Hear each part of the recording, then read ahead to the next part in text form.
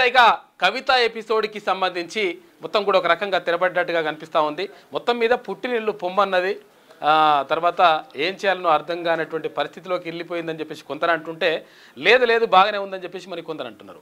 మొత్తం మీద BRS party నుంచి కల్వకుంట్ల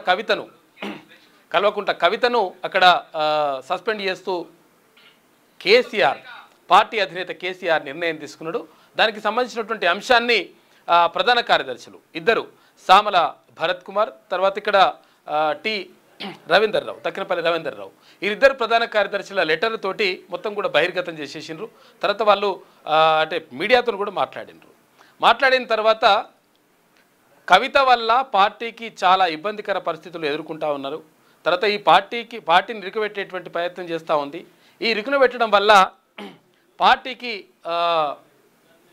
భారీగా దెబ్బ పడతా ఉంది. పార్టీలో ఉన్నటువంటి నేతలపైన ఇష్టం వచ్చినట్టుగా ఆరోపణలు చేస్తూ ఉందనేటువంటి నేపథ్యంలో మొత్తం మీద కవితకు చెక్ పెట్టినట్టుగా కనిపిస్తూ ఉంది. అయితే దీనికి సంబంధించి పార్టీ నేతలు కూడా, అంటే మహిళా నేతలు కూడా దీనిపైన స్పందించారు. అక్కడ గొంగిడి సునీతా మహేందర్ రెడ్డి కానీ, తర్వాత ఇక్కడ సత్యవతి రాథోడ్ కానీ, ఇట్లా పార్టీలో ఉన్నటువంటి మహిళా నేతలు కూడా స్పందించి ఎస్ మేము సంతోషిస్తున్నాం, ఎందుకనంటే కేసీఆర్కి పార్టీ ముఖ్యం, కూతురు కాదు, అంటే పేగుబంధం ముఖ్యమా లేకపోతే పార్టీ ముఖ్యమా అంటే పేగుబంధం కంటే పార్టీ ముఖ్యమని చెప్పేసి కేసీఆర్ స్పష్టం చేసి అనేటువంటి మాటను వాళ్ళు చెప్తా ఉన్నారు. ఏదేమైనప్పటికీ అయితే కవిత వెనుక వేరే వాళ్ళు ఉండి ఆడిస్తూ ఉన్నారు. అందులో భాగంగా ఆమె మొత్తం కూడా పార్టీని మొత్తం కూడా విచ్ఛిన్నం చేసేటువంటి, నాశనం చేసేటువంటి ప్రయత్నం చేస్తూ ఉంది. అందుకని ఆ పైన చర్య తీసుకోవాల్సి వచ్చింది అని చెప్పేసి అక్కడ తక్కినపల్లి రవీంద్రరావు కానీ ఇంకా కొంతమంది నేతలు కానీ మాట్లాడుతున్నటువంటి మాట. అయితే మరి కవిత ఎపిసోడ్కి సంబంధించి ఇప్పుడే జరిగిందా అంటే గతం నుంచి కూడా లుకలుకలు లోపల కొనసాగుతూ ఉన్నాయి. అయితే గతంలో ఇక్కడ వరంగల్లో సభ పెట్టినప్పుడు, వరంగల్లో సభలో కేసీఆర్ మాట్లాడినటువంటి రజతోత్సవ సభలో కేసీఆర్ మాట్లాడినటువంటి మాటలపైన కవిత అప్పట్లోనే ఒక లేఖ రిలీజ్ చేసి ఆ లేఖలో అంటే కేసీఆర్ ఇలా మాట్లాడాల్సింది, అలా మాట్లాడాల్సింది, అసలు యాక్చువల్గా ఇది చేయాల్సింది, అది చేయాల్సింది అనేటువంటి మాటలు చెప్పింది.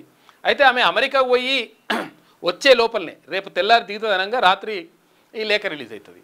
అయితే మరి కవితనే రిలీజ్ చేసిందని కొంతమంది అంటూ ఉంటే, లేదు ఇక్కడ పార్టీలో ఉన్నటువంటి కొంతమంది రిలీజ్ చేసిందని చెప్పేసి కొంతమంది ఇట్లా మొత్తం మీద పార్టీకి వ్యతిరేకంగా మాట్లాడుతూ ఉంది. తర్వాత ఇంకొక పార్టీతో కలిసేటువంటి ప్రయత్నం చేస్తూ ఉందనేటువంటి ఆరోపణల నేపథ్యంలో మొత్తం మీద కవితకు చెక్ పెట్టినట్టుగా కనిపిస్తూ ఉంది. అయితే అప్పటి నుంచి ఇప్పటి వరకు కూడా కొన్ని పరిణామాలు మనం చూసుకుంటూ వస్తే ఇక్కడ సింగరేణి కార్మిక సంఘానికి సంబంధించి గౌరవాధ్యక్షురాలుగా కవిత కొనసాగింది. అయితే కవిత కొనసాగినటువంటి నేపథ్యంలో మరి బీఆర్ఎస్ పార్టీ నిజంగా ఒకవేళ కవిత పైన ఎలా ఉంది అనేటువంటి వైఖరి ఎలా ఉందని చూసుకున్నప్పుడు ఆ తర్వాత కొన్ని రోజులకి అంటే ఆ మధ్యలో కొప్ర ఈశ్వర్ని అక్కడ సింగరేణి కార్మిక సంఘానికి గౌరవాధ్యక్షునిగా నియమించింది బీఆర్ఎస్ పార్టీ. ఈ నేపథ్యంలో మొత్తం మీద ఒక రకంగా కవితను తప్పిస్తున్నట్లుగా అప్పటి నుంచి అర్థమవుతూ ఉంది. ఆ తర్వాత రీసెంట్గా మొన్న చేసినటువంటి వ్యాఖ్యలు అంటే హరీష్ రావు తర్వాత సంతోష్ రావు వల్లే, వీళ్ళ అవినీతి వల్లే మొత్తం కూడా కేసీఆర్కు మసకబారుతూ ఉంది. కేసీఆర్ కూడా అందులో కూరుకుపోయేటువంటి పరిస్థితి వచ్చింది. తర్వాత సిబిఐ ఎంక్వైరీ కేసీఆర్ పైన వేసిన తర్వాత పార్టీ ఉంటే ఎంత పోతే ఎంత అని చెప్పేసి మాట్లాడడంతో పూర్తిగా అంటే ఇవి కావాలని చెప్పేసి ఇండైరెక్ట్గా కేసీఆర్ని టార్గెట్ చేసినట్టుగా కూడా కొంతమంది చెప్తా ఉన్నారు.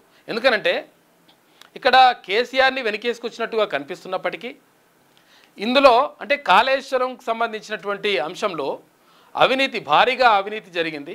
ఆ అవినీతిలో అప్పుడు నీటిపారుదల శాఖ మంత్రిగా ఉన్నటువంటి హరీష్ రావు కీలకంగా ఉన్నటువంటి మాటలు కూడా చెప్పింది ఆమె. అయితే నీటిపారుదల శాఖ మంత్రిగా ఉన్నటువంటి హరీష్ రావు అట్లా అవినీతికి పాల్పడతా ఉంటే అందుకనే సెకండ్ టర్మ్ వచ్చినప్పుడు ఆయన మొత్తం మీద అక్కడ నీటిపారుదల శాఖ మంత్రి నుంచి భారీ నీటిపారుదల శాఖ మంత్రి నుంచి తప్పించినట్టుగా కూడా కవిత ఆరోపించింది. అంటే ఒక రకంగా ఇప్పుడు హరీష్ రావుని టార్గెట్ చేస్తే ఒకవేళ హరీష్ రావు నేను కాదు ఇదంతా కూడా చేసింది కేసీఆర్ అనేటువంటి మాట ఒకవేళ బయటకు వచ్చి చెప్తే దాంతో ఏమవుతుంది, అక్కడ కేసీఆర్కి మొత్తం కూడా ఉచ్చు బిగిస్తున్నటువంటి పరిస్థితి కనిపిస్తుంది. దీంతో మొత్తం కూడా రకరకాలుగా అంటే పార్టీని నాశనం చేసి పార్టీని ఖతం చేసేటువంటి కార్యక్రమాన్ని కవిత ముందరేసుకున్నట్టుగా కనిపించింది అని చెప్పేసి ఆ పార్టీ నేతలు చెప్తున్నటువంటి మాట. ఈ నేపథ్యంలో మొత్తం మీద పార్టీ నుంచి ఆమెని సస్పెండ్ చేసిండ్రు. అయితే ఇవాళ ప్రెస్ మీట్ కూడా పెడతా అంటే ఇవాళ మధ్యాహ్నం ప్రెస్ మీట్ పెట్టి నేను ఈ పార్టీ ప్రాథమిక సభ్యత్వానికి రాజీనామా చేస్తున్నా, అదేవిధంగా ఎమ్మెల్సీ పదవికి కూడా రాజీనామా చేస్తానేటువంటి అంటే ఆ ప్రతిపాదన కూడా ఉన్నట్టుగా ఏది కవితకు సంబంధించినటువంటి వర్గానికి చెందిన జాగృతి నేతలు కొంతమంది చెప్పినట్టుగా తెలుస్తూ ఉంది. ఏది ఏమైనప్పటికీ సరే కవిత ఎపిసోడ్కి సంబంధించి మొత్తం కూడా పెద్దగా చర్చించుకోవాల్సినటువంటి అవసరం లేదు. ఎందుకంటే అది వాళ్ళ పార్టీకి సంబంధించినటువంటి అంశం అయితే ఒక రకంగా చూసుకుంటే, మరో రకంగా అది ఇంటి పంచాయతీలాగా అనిపిస్తూ ఉంది. కాబట్టి పెద్దగా పట్టించుకోవాల్సిన అవసరం లేదు అని చెప్పేసి విశ్లేషకులు చెప్తా ఉన్నారు. కాబట్టి మొత్తం మీద పెద్దగా పెద్ద హైడ్రామా కథా కార్ఖానా ఇదంతా కూడా కాకుండా పెద్దగా చూడాల్సిన అవసరం లేదు. నిజంగా కవిత ఎట్లా చేస్తూ ఉందంటే ఇష్టం వచ్చినట్టుగా ప్రవర్తించడం, తర్వాత ఇష్టం వచ్చినట్టుగా దాడులు చేయించడం, తీన్మాన్ మల్లన పైన, తర్వాత క్యూనూస్ పైన హత్యాయత్నం, ఇక్కడ ఉన్నటువంటి సిబ్బంది పైన హత్యాయత్నం కూడా చేసింది. ఇక్కడ కొంతమంది మనుషులను పంపించేసింది. రకరకాలుగా ఒక రకంగా రౌడీయిజాన్ని కూడా చేసింది కల్వకుంట్ల కవిత. కాబట్టి ఇవన్నీ గమనిస్తున్నటువంటి ఆ పార్టీ అంటే బీఆర్ఎస్ పార్టీ నేతలు ఎంత కూడా గమనిస్తూ ఉన్నారు. కాబట్టి ఈ నేపథ్యంలో ఇక్కడ పార్టీలో ఉంటే ఇక్కడ ఈ విధంగా నష్టం జరుగుతూ ఉంది. తర్వాత గతంలో ఉన్నటువంటి ఏదైతే లిక్కర్ స్కామ్ ఉందో ఆ లిక్కర్ స్కామ్ అంశం కూడా పార్టీకి తలనొప్పిగా మారుతూ ఉంది. ఇవే కాకుండా మొత్తం మీద పార్టీని ఇరుకున పెట్టి పార్టీని మొత్తం కూడా ఖతం చేసేటువంటి కార్యక్రమం కవిత చేపట్టినట్టుగా తెలుస్తూ ఉంది. ఈ నేపథ్యంలోనే ఆమె పార్టీలో ఉంటే కరెక్ట్ కాదనేటువంటి వాదనలు అక్కడ వినిపించింది. ఎందుకంటే గతంలో అక్కడ జగదీష్ రెడ్డి పైన కూడా లిల్లీ పుట్ అని రకరకాలుగా ఇట్లా బాడీ షేమింగ్కి సంబంధించినటువంటి మాటలు కూడా మాట్లాడింది కల్వకుంట్ల కవిత. అక్కడ దీంతో అక్కడ జగదీష్ రెడ్డి, తర్వాత ఇక్కడ వేముల ప్రశాంత్ రెడ్డి, ఇటు హరీష్ రావు, కేటీఆర్ పనికి సంబంధించి కూడా అంటే కేసీఆర్ చుట్టూ మొత్తం కూడా దయ్యాలు ఉన్నాయి, మొత్తం కూడా ఆయనని ఇబ్బంది పెడుతున్నాయనేటువంటి మాటను కూడా మాట్లాడింది. ఇట్లా ఇవన్నిటి నేపథ్యంలో మొత్తం మీద కల్వకుంట్ల కవితను అంటే దేవునపల్లి కవితను పార్టీ నుంచి సస్పెండ్ చేసింది బీఆర్ఎస్ పార్టీ. మొత్తం మీద ఆ అంకానికి మరి తెరవడ్డది. మరి మధ్యాహ్నం వచ్చిన తర్వాత మరి ఏం ప్రెస్ మీట్ పెడుతుంది, ఏం కథ, ఇంకా ఏం మాట్లాడుతుంది అనేటువంటి విషయం చూడాలి. పెద్దగా పట్టించుకోవాల్సినటువంటి అవసరం లేదు, ఎందుకంటే ఇది ఇంటి పంచాయతీలాగా అనిపిస్తుందని చెప్పేసి కొంతమంది విశ్లేషకులు చెప్తున్నటువంటి మాట. ఇక మరోవైపు భారత్ చైనా సంబంధాలు కొంతవరకు బలపడుతున్నట్టుగా అనిపిస్తూ ఉంది. చైనాతో పాటు ఇక్కడ రష్యాతో భారత్ సంబంధాలు అంటే మొదటి నుంచి కూడా కొంత బలంగానే ఉన్నాయి. అదొక అంశం. అయితే ఇక్కడ ప్రాణహిత చేవెళ్ళ సుజల స్రవంతి ప్రాజెక్ట్ని ఇక్కడ తుమ్మిడిహెట్టు వద్ద నిర్మించి తీరుతాం, వైఎస్ఆర్ ఆశయాలను ముందుకు తీసుకెళ్తామనేటువంటి మాటను కూడా ముఖ్యమంత్రి రేవంత్ రెడ్డి నిన్న మాట్లాడిండు. ఇంకా చాలా విషయాలను మనం మాట్లాడుకుందాం. మార్నింగ్ న్యూస్లో ముందుగా ఈనాడు దినపత్రికను చూద్దాం. ఆర్థిక సవాళ్లున్నా తగ్గేదేలే, ఏప్రిల్ నుంచి జూన్లో 7.8% వృద్ధి సాధించాం, 10 సెమీ కండక్టర్ ప్రాజెక్టుల్లోకి 1.58 లక్షల కోట్లు. సెమీకాన్ ఇండియా సదస్సులో ప్రధాని మోడీ మాట్లాడిండు. తొలి దేశీయ తయారీ చిప్ని ఆవిష్కరించిండు. త్వరలోనే భారత్ ప్రపంచంలోనే 3వ అతిపెద్ద ఆర్థిక వ్యవస్థగా అవతరిస్తుందని ప్రధాని నరేంద్ర మోడీ ధీమా వ్యక్తం చేశారు. భారత్ అన్ని రంగాల్లో శరవేగంగా వృద్ధి చెందుతుందన్నారు. ఇందుకు ఈ ఆర్థిక సంవత్సరం తొలి త్రైమాసికంలో సాధించిన జీడిపి వృద్ధి గణాంకాలే నిదర్శనంగా నిలుస్తున్నాయన్నారు. ఇక ఢిల్లీలోని యశోభూమిలో సెమీకాన్ ఇండియా 2025 సదస్సును ప్రారంభించిన అనంతరం ఆయన మాట్లాడుతూ ప్రపంచవ్యాప్తంగా అనిశ్చితులు, ఆర్థిక సవాళ్లున్న తొలి త్రైమాసికంలో భారత్ ముందుకెళ్తా ఉందని చెప్పేసి నిన్న మోడీ మాట్లాడాడు. ఇక విక్రమ్ 3201 దేశ తొలి బ్రిడ్జ్ సమర్థతతో టాప్లో అని చెప్పేసి ఒక వార్త కనిపిస్తూ ఉంది. సెమీకాన్ ఇండియా 2025 సదస్సులో ప్రధాని నరేంద్ర మోడీకి అందజేసిన భారత తొలి స్వదేశీ 32 బ్రిడ్జ్ చిప్ అంట అందరి దృష్టిని ఆకర్షిస్తుంది. సెమీ కండక్టర్ రంగంలో స్వయం సమృద్ధి సాధించేందుకు దేశం సాధిస్తున్న ప్రయాణంలో ఒక మైలురాయిగా దీన్ని అభివర్ణిస్తున్నారు. అయితే ఈ చిప్ను చండీగఢ్లోని భారత అంతరిక్ష పరిశోధనా సంస్థ ఇస్రోకు చెందిన సెమీ కండక్టర్ ల్యాబొరేటరీకి రూపొందించింది. ఇది 32 బిట్ మైక్రో ప్రాసెస్. దీనికి విక్రమ్ 3201 అని నామకరణం చేసినట, పేరు పెట్టినట. అయితే మొత్తం మీద ఆర్థికంగా మొత్తం కూడా ముందుకెళ్తున్నటువంటి పరిస్థితి కనిపిస్తూ ఉంది. తర్వాత ఆర్థికంగా నిలదొక్కుంటా ఉంది భారత్. అయితే ఎట్లా నిలదొక్కుంటుంది అంటే 2047 కల్లా మూడో అతిపెద్ద ఆర్థిక వ్యవస్థగా ప్రపంచంలో అవతరిస్తుంది అని చెప్పేసి గతం నుంచి ప్రధానమంత్రి నరేంద్ర మోడీ చెప్తూ వస్తూ ఉన్నారు.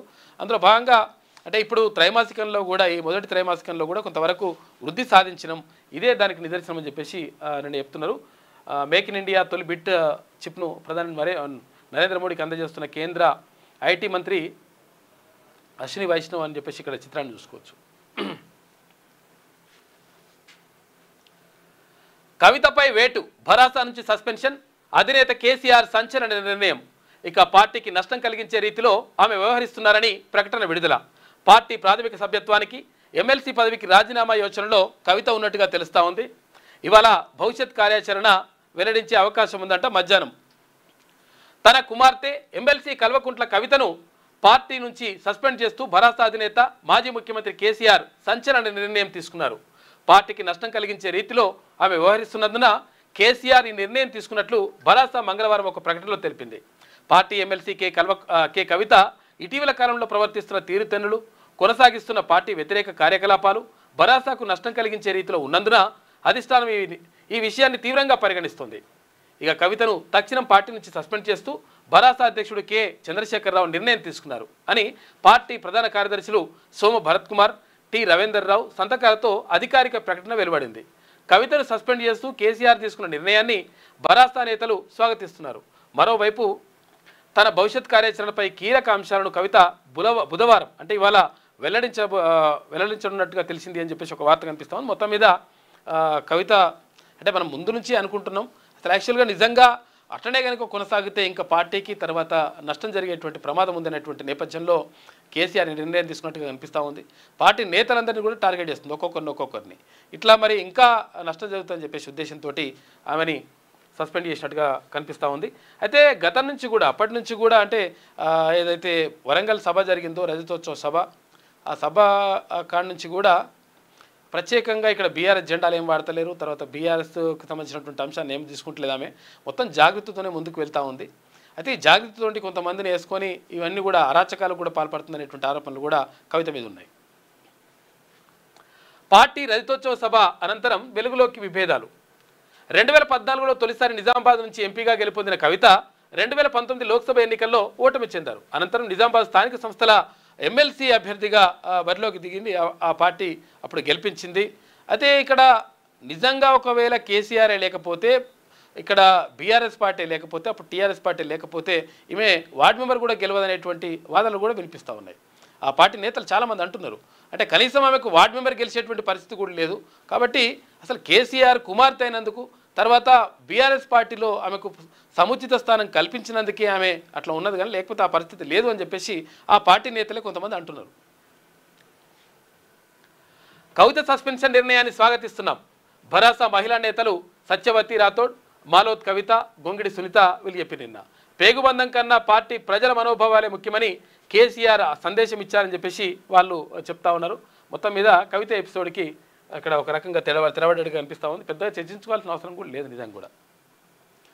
ఉద్యోగుల ఆరోగ్య కార్డులకు పచ్చ జెండా, విధి విధానాల రూపకల్పనకు 8న సీఎస్ సమావేశం, ఉపాధ్యాయుల సమస్యల పరిష్కారానికి ప్రత్యేక సమావేశం, మంత్రివర్గ ఉపసంఘం హామీ ఇచ్చిందని ఉద్యోగ ఐకాస నేతలు వెల్లడి. ఇక 8 నుంచి బస్సు యాత్ర, అక్టోబర్ 12న చలో హైదరాబాద్ వాయిదా వేస్తున్నట్లు ప్రకటించారు. అయితే ఉద్యోగులకు సంబంధించినటువంటి అంశం పైన అయితే సిపిఎస్ వద్దు, ఓపీఎస్ఏ వద్దు అట్లా అని చెప్పేసి పాత పెన్షన్ విధానాన్ని ప్రవేశపెట్టాలని ఒక డిమాండ్. దీంతో పాటు ఏవైతే బకాయిలు ఉన్నాయో ఆ బకాయిలను కూడా చెల్లించాలని చెప్పేసి మరొక డిమాండ్. తర్వాత ఇక్కడ అంటే కొన్ని ఏవైతే సమస్యలు ఉన్నాయో ఆ సమస్యలన్నింటిని కూడా పరిష్కారం చూపాలని చెప్పేసి వీళ్ళు అంటే ఉద్యోగ సంఘాలన్నీ కూడా ఒక కార్యాచరణ రూపొందించుకున్నాయి. ఈ నెల 8 నుంచి బస్సు యాత్ర చేపట్టాలనుకున్నారు, అక్టోబర్ 12న చలో హైదరాబాద్ నిర్వహించాలనుకున్నారు. కానీ ఇవన్నీ కూడా వాయిదా వేస్తున్నట్లుగా చెప్పింది. ఎందుకంటే కొన్నింటికి ఉద్యోగుల ఆరోగ్య కార్డులకు అంటే ఇక్కడ ఎంప్లాయీస్ హెల్త్ కార్డుకి సంబంధించి పచ్చ జెండా ఊపింది రాష్ట్ర ప్రభుత్వం. ఈ నేపథ్యంలో ఎవరైనా ఎంప్లాయీస్కి అంటే ప్రభుత్వ ఉద్యోగులకు ఏవైనా నిజంగా అనారోగ్య సమస్యలు ఏర్పడితే దానికి సంబంధించి ప్రభుత్వమే ఆ ఖర్చులు భరించే విధంగా ఈ ఆరోగ్య కార్డులు ఏవైతే ఉన్నాయో, హెల్త్ కార్డులు ఏవైతే ఉన్నాయో, ఎంప్లాయీస్ హెల్త్ కార్డులకు సంబంధించి ఓకే అని చెప్పిందంట. దీంతో వాళ్ళు కొంతవరకు ఆ నిర్ణయాన్ని వెనక్కి తీసుకున్నారు. రాష్ట్ర ప్రభుత్వ ఉద్యోగుల ఆరోగ్య కార్డుల మంజూరుకు ప్రభుత్వం అంగీకరించింది. ఉద్యోగులు ఎప్పటి నుంచో కోరుకున్న కోరుతున్న నగదు రహిత చికిత్స కోసం, అంటే అసలు యాక్చువల్గా క్యాష్లెస్ ట్రీట్మెంట్ కోసం హెల్త్ కార్డులపై మంత్రివర్గ ఉపసంఘం ఖచ్చితమైన హామీ ఇచ్చింది. సానుకూల వైఖరితో చర్చలు జరిగాయి అని తెలంగాణ ఉద్యోగుల ఐకాస ప్రకటించింది. తర్వాత ఉద్యోగుల సమస్యలపై నియమించిన మంత్రివర్గ ఉపసంఘం గతంలో అంగీకరించిన అంశాలపై తాజాగా స్పష్టమైన హామీ ఇవ్వడంతో మొత్తం మీద వాళ్ళు వెనక్కి తగ్గిరంట ఉద్యోగులు. అలహాబాద్ హైకోర్టుకు ఒకేసారి 26 మంది జడ్జీలు నియమించినట చూసుకో. ఇక సుప్రీంకోర్టు కొలీజియం సిఫారసు చేసింది. అలహాబాద్ హైకోర్టుకు 26 మంది కొత్త జడ్జీల నియామకానికి సిజేఐ జస్టిస్ బిఆర్ గవాయ్ నేతృత్వంలోని సుప్రీంకోర్టు కొలీజియం సిఫారసు చేసింది. ఇక న్యాయాధికారుల కోటా నుంచి 14 మందిని, ఇక న్యాయవాదుల కోటా నుంచి 12 మంది పేర్లను వాళ్ళు ప్రతిపాదించినట. ఓకే అయిపోయింది. 26 మంది జడ్జీలను ఒకటేసారి నియమిస్తూ ఉన్నారు. జస్టిస్ ఘోష్ కమిషన్ నివేదిక ఆధారంగా చర్యలొద్దు. హైకోర్టు మధ్యంతర ఉత్తర్వులు. మధ్యంతర పిటిషన్లోనూ కౌంటర్ దాఖలు చేయాలని ప్రభుత్వానికి ఆదేశం. ఇక ఎన్డీఎస్ఏ నివేదిక ఆధారంగా సిబిఐ విచారణ జరుపుతుందని ప్రభుత్వం వెల్లడి అని చెప్పేసి ఒక వార్త కనిపిస్తూ ఉంది. కాళేశ్వరం ప్రాజెక్టుపై జస్టిస్ ఘోష్ కమిషన్ నివేదిక ఆధారంగా మాజీ సీఎం కేసీఆర్, మాజీ మంత్రి హరీష్ రావులపై ఎలాంటి చర్యలు తీసుకోరాదంటూ హైకోర్టు మంగళవారం మధ్యంతర ఉత్తర్వులు జారీ చేసింది. కాళేశ్వరం నిర్మాణం, పర్యవేక్షణ తదితరాలపై నేషనల్ డ్యామ్ సేఫ్టీ అథారిటీ సమర్పించిన నివేదిక ఆధారంగా సిబిఐ విచారణకు అప్పగించినట్లు ప్రభుత్వం తెలిపిందని ఉన్నత న్యాయస్థానం పేర్కొంది. అయితే జస్టిస్ ఘోష్ కమిషన్ నివేదిక ఆధారంగా ఎలాంటి చర్యలు తీసుకోబోమన్న ప్రభుత్వ హామీని రికార్డు చేసింది. మధ్యంతర పిటిషన్తో పాటు ప్రధాన పిటిషన్లలోనూ కౌంటర్ దాఖలు చేయాలని ప్రభుత్వానికి ఆదేశిస్తూ విచారణను అక్టోబర్ 7వ తేదీకి, అంటే ఇప్పుడు ఏంది సెప్టెంబర్, ఇంకా అక్టోబర్ అంటే వచ్చే నెల 7వ తేదీకి వాయిదా వేసింది. చర్యలు ఏమైనా తీసుకున్నారా? జస్టిస్ ఘోష్ కమిషన్ నివేదికపై అసెంబ్లీలో చర్చ తర్వాత ఎలాంటి చర్యలు ఇంకా తీసుకోవద్దని చెప్పేసి, అంటే ఇప్పుడు ఇది మధ్యంతర ఉత్తర్వుల తర్వాత ఉత్తర్వులు ఇచ్చే వరకు ఎలాంటి చర్యలు తీసుకోవద్దని చెప్పేసి కూడా హైకోర్టు చెప్పింది. ఈ నేపథ్యంలో మొత్తం మీద జస్టిస్ ఘోష్ కమిషన్ ఆధారంగా చర్యలు తీసుకోవద్దు అని అంటున్నాం. మరి జస్టిస్ ఘోష్ కమిషన్ ఆధారంగా సిబిఐ ఎంక్వైరీ అయితే చేయొచ్చు కదా అనేటువంటిది కూడా ఉంది. మరి దాన్ని కూడా మరి ఎట్లా చూస్తారు ఏం కథ అనేటువంటిది చూడాలి. మొత్తం మీద ఇక్కడ ఈ సిబిఐకి అప్పగించడం ద్వారా ముఖ్యమంత్రి రేవంత్ రెడ్డి ఒక వ్యూహాత్మకంగా వెళ్ళినట్టుగా కనిపిస్తూ ఉంది. ఏంటి ఆ వ్యూహం అంటే 2 అంశాలు ఉన్నాయి ఇందులో. ఒకటి, భారతీయ జనతా పార్టీని ఇరుకున పెట్టే కార్యక్రమం ఒకటైతే, ఇక్కడ బీఆర్ఎస్ పార్టీని కూడా ఖతం చేసేటువంటి కార్యక్రమం మరొకటి. అంటే ఇప్పుడు ఇక్కడ ఏంది, రాష్ట్ర స్థాయిలో ఉన్నటువంటి కేసు ఏదైతే ఉందో, ఏది కాళేశ్వరం కమిషన్ రిపోర్టు ఆధారంగా కేసును ఒకవేళ రాష్ట్ర ప్రభుత్వం తీసుకుంటే సిట్కి అప్పగించాలి. ఈ స్పెషల్ ఇన్వెస్టిగేషన్ టీంకి దీనికి సిట్కి అప్పగిస్తే రాష్ట్ర ప్రభుత్వం చేతిలో ఉంటుంది. చర్యలు తీసుకుంటే ఒక పరిశీలన, తీసుకోకపోతే ఒక పరిశీలన అన్నట్టుగా ఉంటుంది. తీసుకుంటే సానుభూతి వస్తాయనేటువంటి అదొకటి, తీసుకోకపోతే ఎందుకు తీసుకోలేదు వీళ్ళిద్దరికి ఇలా మిలాఖత్ అయినటువంటి అంశం అట్లా తిరగొచ్చేటువంటి అవకాశం ఉంటుంది. అయితే ఇట్లా కాకుండా ఆయన ఏం చేసిండు, వ్యూహాత్మకంగా ముఖ్యమంత్రి రేవంత్ రెడ్డి ఏం చేసిండు, ఈ బంతిని తీసుకుపోయి అక్కడ సెంట్రల్ కోర్టులో వేసేసిండు. అంటే సిబిఐకి అప్పగించిండు. సిబిఐకి అప్పగించడం ద్వారా ఇప్పుడు ఏమవుతుంది, ఒకవేళ సిబిఐ దర్యాప్తు కొనసాగుతుంది. సిబిఐ దర్యాప్తు కొనసాగిన తర్వాత ఏమవుతుంది, ఇప్పుడు సిబిఐ ఎవరి చేతిలో ఉంటుంది అంటే కేంద్ర ప్రభుత్వం చేతిలో ఉంటుంది. మరి కేంద్ర ప్రభుత్వం చేతిలో ఉన్నప్పుడు ఒకవేళ చర్యలు తీసుకుంటేనేమో, ఏది ఇక్కడ కాళేశ్వరం కమిషన్ రిపోర్ట్ ఆధారంగా దీనికి సంబంధించినటువంటి చర్యలు సిబిఐ గట్టిగా తీసుకుందనుకో, తీసుకుంటే ఇక్కడ బీఆర్ఎస్ పని ఖతమైపోతుంది. ఒకవేళ చర్యలు తీసుకోలేదనుకో, ఒకవేళ చర్యలు తీసుకోకపోతే అప్పుడు భారతీయ జనతా పార్టీకి ఏమవుతుంది అంటే కేంద్ర ప్రభుత్వ ఆధీనంలో ఉన్నటువంటి సిబిఐకి అప్పగించినా కానీ భారతీయ జనతా పార్టీ ఇక్కడ బీఆర్ఎస్తో మిలాఖత్ అయింది కాబట్టి ఈ చర్యలు తీసుకోవట్లేనటువంటి ఆరోపణలు అక్కడ వస్తాయి. కాబట్టి వ్యూహాత్మకంగా ఇక్కడ భారతీయ జనతా పార్టీ ఇరుకులో పడుతుంది. తర్వాత ఇక్కడ బీఆర్ఎస్ పార్టీ కూడా ఖతమయ్యేటువంటి కార్యక్రమం. ఖతం కావాలన్నా లేకపోతే భారతీయ జనతా పార్టీతోటి కలిసిపోవాలనేటువంటి అంశము ఇక్కడ చర్చకు వచ్చింది. అయితే ఏమవుతుంది, ఇక్కడ భారతీయ జనతా పార్టీతో కలిసిపోయిండ్రు అనుకో, కలిసిపోతే చూసిరా అంటే గతంలో కూడా అంటే రాష్ట్రంలో గెలిచినప్పుడు కూడా భారతీయ జనతా పార్టీ తర్వాత ఇక్కడ బీఆర్ఎస్ ఒక్కటనేటువంటి మాటతోటి కూడా కొంతవరకు అక్కడ దెబ్బ పడ్డది. అయితే ఇప్పుడు కూడా అదే వ్యూహాత్మకంగా వ్యవహరించడంతో ఏది భారతీయ జనతా పార్టీ తర్వాత అంటే ఒకవేళ చర్యలు తీసుకోకపోతే ఇది కేంద్ర ప్రభుత్వం ఆధ్వర్యంలో ఉంది కాబట్టి చర్యలు తీసుకోవట్లేదంటే దాని అర్థం ఏంది, ఇక్కడ బీఆర్ఎస్ తోటి భారతీయ జనతా పార్టీ ఒకటే అయిందనేటువంటి ఆరోపణ చేయొచ్చు. ఒకవేళ అది కాకుండా నిజంగా ఒకవేళ చర్యలు తీసుకున్నారనుకో, అంటే భారతీయ జనతా పార్టీ అక్కడ కేంద్రంలో ఉన్నటువంటి సిబిఐ తోటి నిజంగా కూడా చర్యలు తీసుకున్నారనుకోండి, చర్యలు తీసుకుంటే ఆటోమేటిక్గా ఇక్కడ బీఆర్ఎస్ పని అయిపోతుంది. అంటే ఏ రకంగా చూసినా కానీ రెండు రకాలుగా లబ్ధి చేకూరేటట్టుగా ముఖ్యమంత్రి రేవంత్ రెడ్డి వ్యూహాత్మకంగా వ్యవహరించండు. ఇందులో భారతీయ జనతా పార్టీని, తర్వాత ఇక్కడ బీఆర్ఎస్ పార్టీని రెండింటిని కూడా ఇరుకునబెట్టేటువంటి ప్రయత్నం చేసిండు.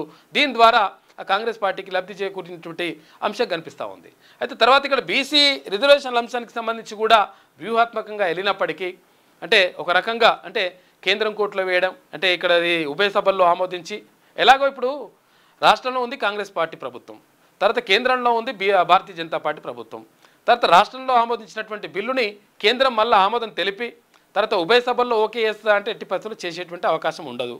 ఈ అవకాశం ఉండదు. తర్వాత దీన్ని తీసుకుపోయి 9th షెడ్యూల్లో పెడతారా అంటే అట్లా పెట్టేటువంటి అవకాశం కూడా ఉండదు. ఉండనప్పుడు ఏమైంది, అక్కడ కేంద్రం కోర్టులో వేసేసి లేదు మేము చేయాలని చెప్పేసి అనుకున్నాం కానీ అక్కడ కేంద్ర ప్రభుత్వమే చేస్తలేదని చెప్పేసి కేంద్రాన్ని బదనం చేసేటువంటి ప్రయత్నం ఒకటి. తర్వాత ఇంకొకటి ఏంటంటే ఇక్కడ ఆర్డినెన్స్ తీసుకొచ్చినాం అయినా కానీ గవర్నర్ దాన్ని పంపిస్తలేడు, గవర్నర్ దాన్ని ఓకే చేస్తలేడు. తర్వాత ఇప్పుడు బిల్లు ప్రవేశపెట్టినాం, ఈ బిల్లును కూడా ఓకే చేస్తలేరు అని చెప్పేసి తప్పించుకునేటువంటి ప్రయత్నం. ఒకవేళ దీన్ని అమలు చేద్దాం, ఒకవేళ 42% రిజర్వేషన్ని స్థానిక సంస్థల్లో అమలు చేద్దామని చెప్పేసి అనుకుంటే ఎవరో ఒకరు కోర్టుకు వెళ్తారు. కోర్టుకు వెళ్ళినప్పుడు ఏమవుతుంది, ఆటోమేటిక్గా చూసిరా బీఆర్ఎస్ వాళ్ళు లేకపోతే అక్కడ భారతీయ జనతా పార్టీ వాళ్ళు ఏది ఈ 42% రిజర్వేషన్ కాంగ్రెస్ పార్టీ ఇవ్వాలని అనుకున్నా కానీ వాళ్ళే కావాలని చెప్పి ఆపుతురు అనేటువంటి ఆరోపణ చేయడానికి కూడా అక్కడ వ్యూహాత్మకంగా వ్యవహరిస్తూ ఉన్నాడు. కానీ కాకపోతే అంటే పబ్లిక్ గమనిస్తూ ఉన్నారు. పబ్లిక్ ఏమనుకుంటున్నారంటే అరే 100% అసలు యాక్చువల్గా నిజంగా ఇవ్వాల్సి ఉంటే, నిజంగా ఇవ్వాలనుకుంటే మరి ఒక సాధికారతమైనటువంటి సంస్థతోటి ఏది కులగణన చేసినారు. కులగణన చేసిన తర్వాత కులాల వారిగా లెక్కలను కూడా బయట పెట్టాలి. కులాల వారిగా లెక్కలు ఎక్కడ కూడా బయట పెట్టలేదు. బయట పెట్టేసి తర్వాత ఏ కులాలకు అన్యాయం జరిగింది, బీసీలో ఉన్నటువంటి ఎన్ని కులాలు ఇప్పటి వరకు కనీసం వార్డు మెంబర్ కూడా కానంటి కులాలు ఎన్ని ఉన్నాయి అని చూస్తే 50-60 కులాలు ఆటోమేటిక్గా ఉన్నాయి. అయితే వీటి ఆధారంగా తీసుకొని ఏదో చేయొచ్చు, కానీ చిత్తశుద్ధి లేదు అని చెప్పేసి ఇక్కడ ప్రజలు కొంతమంది భావిస్తూ ఉన్నారు. అయితే ఈ నేపథ్యంలో మొత్తం మీద రెండు రకాలుగా కూడా ఇక్కడ బీసీ రిజర్వేషన్ల అంశంలో, తర్వాత అక్కడ ఏది కాళేశ్వరం కమిషన్ రిపోర్ట్ అంశంలో కూడా అక్కడ ముఖ్యమంత్రి రేవంత్ రెడ్డి ఒక వ్యూహాత్మకంగా వెళ్తున్నట్టుగా మాత్రం స్పష్టంగా కనిపిస్తూ ఉంది. చూడాలి మరి ఏం జరుగుతుంది ఏం కథ అనేటువంటి విషయం. కానీ ఇది ఇట్లా ఉంది. ఇది అలహాబాద్ హైకోర్టుకి 26 మంది జడ్జీలను ఒక్కటిసారి పెట్టేసిరట. సిబిఐకి ద్వారం తెరిచిన సర్కార్ 2022 నాటి ఉత్తర్వులకు సవరణ, కాళేశ్వరంపై ఎన్డీఎస్ఏ నివేదిక ఆధారంగా విచారణ జరపాలని కేంద్రానికి కూడా లేఖ రాసేసారు. చూసినారా, కేంద్రానికి లేఖ ఎందుకు రాసిండు అంటే ముఖ్యమంత్రి రేవంత్ రెడ్డి ఎందుకు రాసిండు లేఖ అంటే ఇది కేంద్రం కోర్టులో వేసేసేయాలి. చర్యలు తీసుకుంటే కేసీఆర్ పని అవుతుంది, అంటే ఆయన బ్యాచ్ పని, మొత్తం బీఆర్ఎస్ పని. చర్యలు తీసుకోకపోతే ఇక్కడ కేసీఆర్ తర్వాత ఏది బీఆర్ఎస్ ఒకటే అంటే ఏది భారతీయ జనతా పార్టీ ఒకటే అనేటువంటి మాట కూడా వస్తుంది. దీంతో మొత్తం మీద ఇరుకునబడేటువంటి ప్రయత్నం చేసిండు ఆయన. జస్టిస్ ఘోష్ కమిషన్ నివేదిక అమలును నిలిపివేయండి. హైకోర్టులో మాజీ సీఎస్ ఎస్కే జోషి పిటిషన్ వేసిండు. చూసినావా, మాజీ సీఎస్ ఎస్కే జోషి వేసిండట.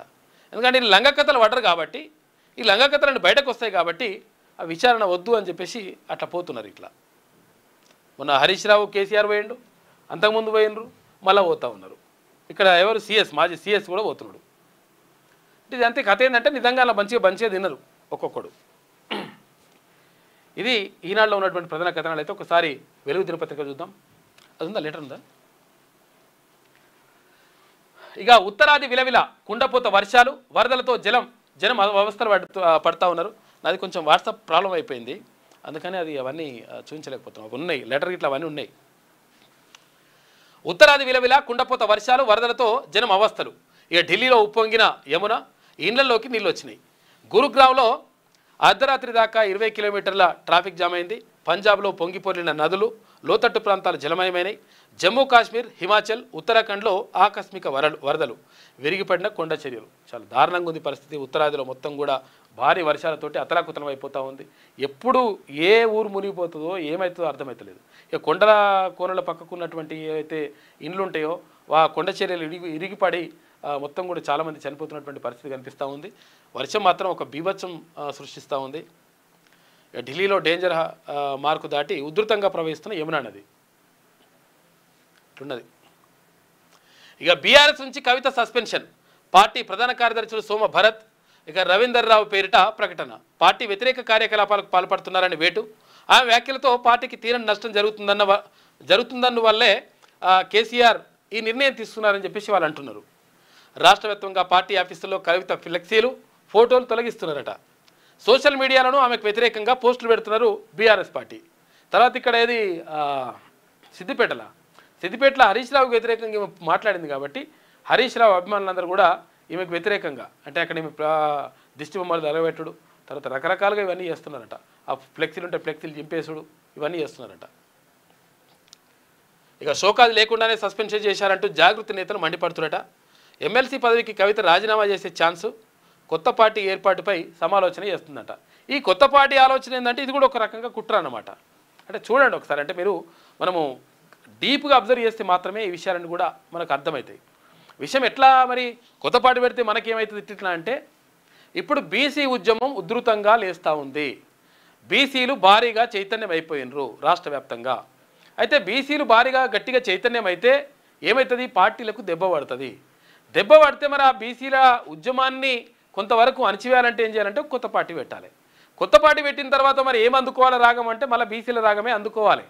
అందుకుంటే బీసీలలో ఉన్నటువంటి కొంతమందిని చీల్చి తర్వాత కొంతమందిని ఇక్కడ తీసుకుపోయేటువంటి ప్రయత్నం అనమాట.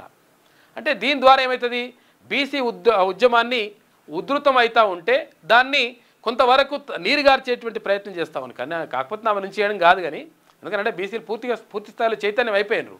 ఇక ఆమె ఏమనుకున్నా లేకపోతే ఇంకో కొంతమంది ఏమన్నా కుట్రలు చేసినా కానీ పెద్ద ఏం కాని పరిస్థితి ఉంది. ఎందుకంటే ఎప్పుడైతే అన్యాయం జరిగిందని భావిస్తారో ప్రజలు నిజంగా, అంటే తెలంగాణకి సంబంధించిన అంశాన్ని మనం ఒక్కసారి పరిశీలించుకుంటే తెలంగాణకు అన్యాయం జరుగుతూ ఉంది.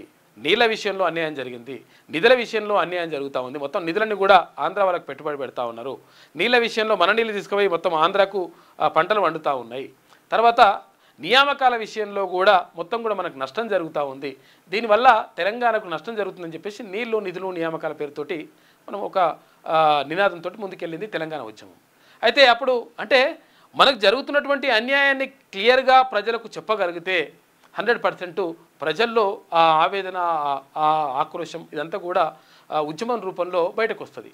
అయితే బీసీలకు జరుగుతున్నటువంటి అంటే గత 75 సంవత్సరాలుగా స్వాతంత్రం వచ్చినప్పటి నుంచి ఇప్పటి వరకు ఒక ముఖ్యమంత్రి లేడు తెలుగు రాష్ట్రాలల్లో. తర్వాత అక్కడ రాష్ట్రపతి లేరు, ఇక్కడ ఉపరాష్ట్రపతి లేడు. ఎవ్వరూ లేకుండా దారుణమైనటువంటి పరిస్థితులు, దారుణమైనటువంటి వివక్షను ఎదుర్కొంటారు ఎవరైనా ఉన్నారు అంటే వాళ్ళు బీసీలే. మరి బీసీలలో అద్భుతంగా బాగా అంటే డబ్బులు గిట్లా సంపాదించినటువంటి పరిస్థితులు లేవు. తర్వాత రాజ్యాంగబద్ధంగా కూడా రాజ్యాంగపరంగా కూడా బీసీలకు అన్యాయమే జరిగింది. ఇక్కడ బీసీలని ఈ బ్యాక్వర్డ్ క్లాసెస్ అన్నారు కానీ బ్యాక్వర్డ్ క్యాస్ట్స్ అనలే ఎక్కడ కూడా. ఇప్పుడు షెడ్యూల్ క్యాస్ట్ అన్నారు, షెడ్యూల్ ట్రైబ్ అన్నారు, అట్లా అన్నారు. కానీ ఇక్కడ బ్యాక్వర్డ్ క్లాసెస్ అంటే వెనుకబడిన తరగతులు అని చెప్పేసి విభజించారు. ఈ నేపథ్యంలో మొత్తం మీద బీసీలకు అన్యాయం జరుగుతూ ఉంది. బీసీలకు అన్యాయం జరుగుతూ ఉంది. తర్వాత ఏ విషయంలో జరుగుతూ ఉంది, ఇక్కడ ఉద్యోగాల విషయంలో జరుగుతూ ఉంది. తర్వాత ఇక్కడ నిధుల కేటాయింపులో జరుగుతూ ఉంది. ఎందుకంటే అక్కడ ఉన్న మంత్రులు కానీ తర్వాత అంటే గట్టి పరిస్థితుల్లో లేరు. తర్వాత ఇక్కడ ఏది ముఖ్యమంత్రి ఉంటే ఒక్క ముఖ్యమంత్రి కూడా బీసీ లేడు. దీంతో ఏమవుతుందంటే మాకు నిధుల కేటాయింపులో నష్టం జరుగుతూ ఉంది. తర్వాత ఇంకొకటి ఏంటంటే కాంట్రాక్టులు కానీ తర్వాత ఇంకేమైనా విషయాలు కానీ ఆర్థికపరమైనటువంటి అంశాలు ఏవొచ్చినా కానీ బీసీలకు అందకుండా చేస్తూ ఉన్నారు. కాబట్టి బీసీలకు అన్యాయం జరుగుతుందనేటువంటి విషయాన్ని బీసీలు క్లియర్గా గ్రహించారు. కాబట్టి ఎవరేం పార్టీలు పెట్టుకున్నా ఎవరేం చేసినా కానీ బీసీలు చైతన్యం గట్టిగా అయినారు. కాబట్టి ఇంకెట్టి పరిస్థితుల్లో ఆపే పరిస్థితి ఉండదు. ఎందుకంటే చిన్న వరద వచ్చినప్పుడు కట్టేయచ్చు, లేకపోతే అగ్గిపుల్ల గీకినప్పుడు ఉఫ్ఫు అని ఊదొచ్చు. కానీ అదే మొత్తం కూడా బాగా మండితే ఒక పెద్ద మంటలు వేస్తే అప్పుడు దాన్ని ఆరిపోయేటువంటి పరిస్థితి అంత ఈజీగా ఉండదు. కాబట్టి బీసీ ఉద్యమం కూడా అట్టే నడుస్తూ ఉంది. ఎవరేం కుట్రలు చేసుకున్నా కానీ నడిచిపోతుంది లెక్క. కేసీఆర్ కుమార్తె ఎమ్మెల్సీ కల్వకుంట్ల కవితపై బీఆర్ఎస్ సస్పెన్షన్ వేసింది. అయితే పార్టీ వ్యతిరేక కార్యకలాపాలకు తీవ్రంగా పరిగణిస్తూ ఈ నిర్ణయం తీసుకున్నట్టు తెలిపింది. ఈ మేరకు బీఆర్ఎస్ ప్రధాన కార్యదర్శులు సోమ భరత్ కుమార్, టి రవీంద్రరావు పేరిట మంగళవారం ఒక ప్రకటన విడుదల చేసింది. పార్టీ ఎమ్మెల్సీ కల్వకుంట్ల కవిత ఇటీవల కాలంలో ప్రవర్తిస్తున్న తీరుతెన్నులు, పార్టీ వ్యతిరేక కార్యకలాపాలు బీఆర్ఎస్ పార్టీకి నష్టం కలిగించేలా ఉన్నాయి. ఈ విషయాన్ని పార్టీ అధిష్టానం తీవ్రంగా పరిగణిస్తున్నది.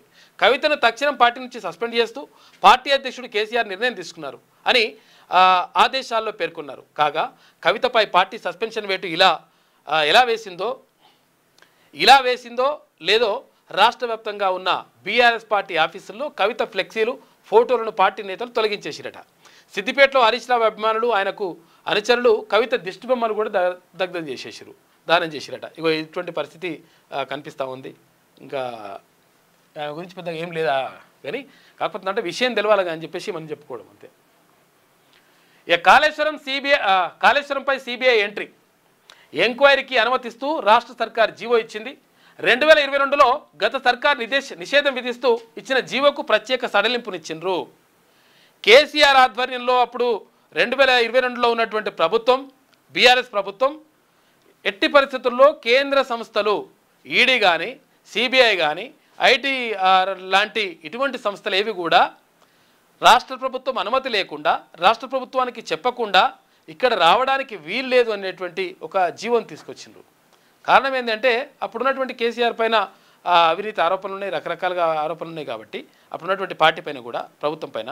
అయితే దానిపైన వస్తే మళ్ళా ప్రాబ్లం అవుతున్న ఉద్దేశంతో ఒక రక్షణ కవచాన్ని ఏర్పాటు చేసుకున్నప్పుడు కేసీఆర్ దాన్ని ఇప్పుడు తొలగించేసింది ప్రభుత్వం.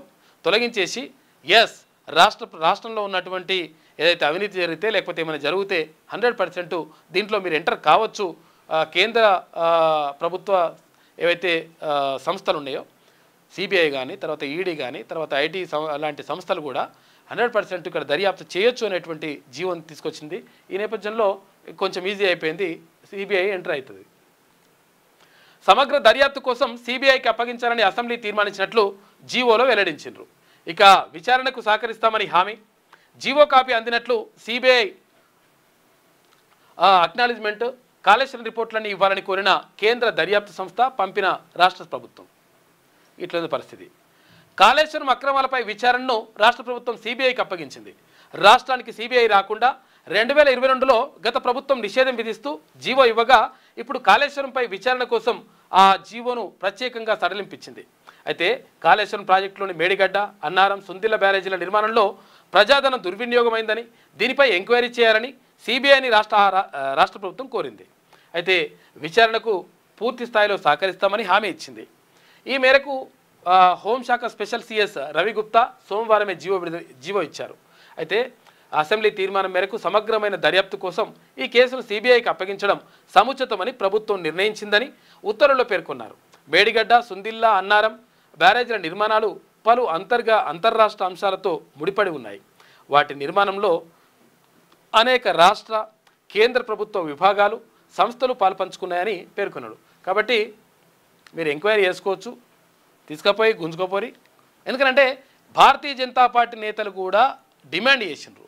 ఏమనంటే ఇక్కడ కాళేశ్వరానికి సంబంధించినటువంటి అంశాన్ని, అవినీతి అంశాన్ని ఎందుకు మీరు కేంద్ర ప్రభుత్వ సంస్థలకు అప్పగిస్తలేరనేటువంటి ఆరోపణలు చేశారు.